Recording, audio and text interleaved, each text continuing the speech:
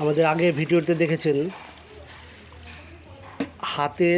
হাতে ঘুরিয়ে জাতার সাহায্যে কিভাবে ডাল তৈরি করা হয়, কলাইয়ের ডাল।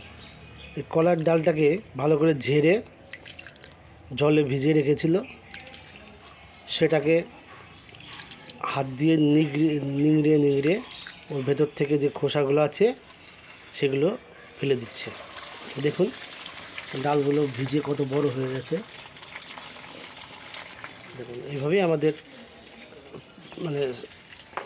ডালগুলো পরিষ্কার করা হয়।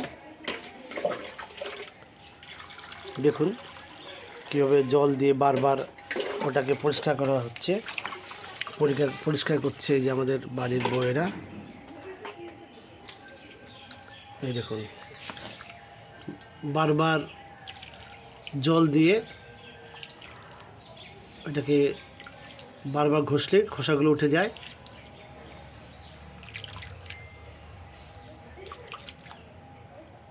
উঠলে সেটাকে আবার ঝেলে খোসাগুলো আস্তে করে ওপর থেকে ভেসে ওঠে, সেটাকে ফেলে দেওয়া হয়।